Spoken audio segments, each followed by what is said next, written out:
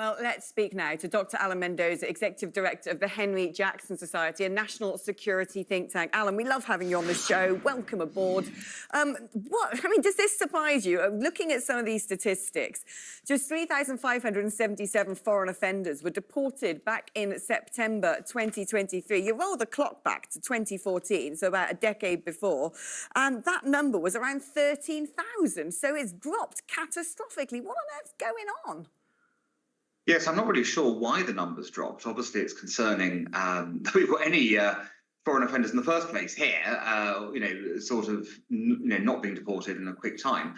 I wonder whether there's been a change in criteria for deportations, or there's been a change in the way people are classified.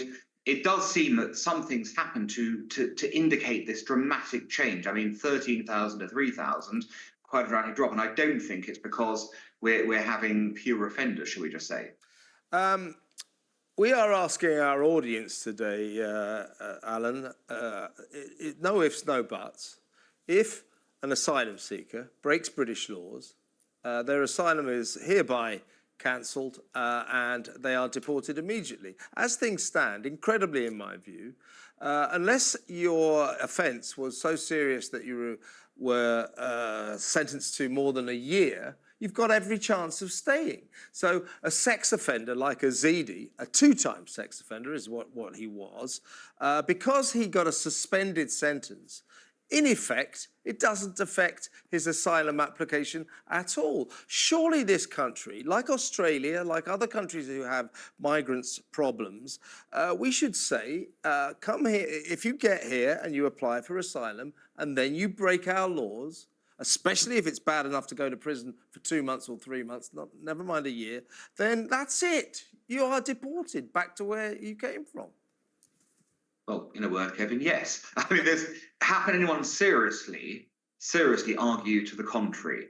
If you're somebody who has come to this country seeking asylum from horrors in your home country, and we've accepted your application, then it is surely your responsibility to live up as a responsible citizen. It isn't to come here and commit crimes, it's to behave normally, pay your taxes, get on with life and integrate into society.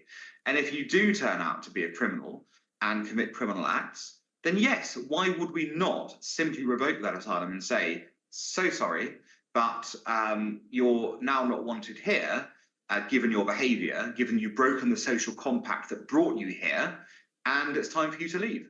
In the first half of the programme, we were discussing with Isabel Oakeshott. She thinks, and I tend to agree with her, that if we were actually given the statistics of how many people who have entered the country illegally go on to commit crimes, we would be astonished, and that there's probably a big cover-up going on here. And it strikes me that that's probably true, because a number of these people will be actively cavorting with criminal gangs to illegally enter the country and are likely, therefore, at least few of them, to be part of black market criminal networks and trafficking women for sex and all sorts of things like that. Do you have any handle at all on what the picture might look like in reality? Well, I don't have the stats to wheel out right now, but what is clear is that, as you suggested, if you encounter criminal elements in your entry to this country, there is always a chance that you will maintain connected to those criminal elements while you stay in this country. And we've seen plenty of evidence, haven't we, over the past few years, of criminality that's been accompanied asylum seekers, for example, and others here, or people claiming to be asylum seekers, I should say, in that case, just because I do think it's important to distinguish between genuine cases and not.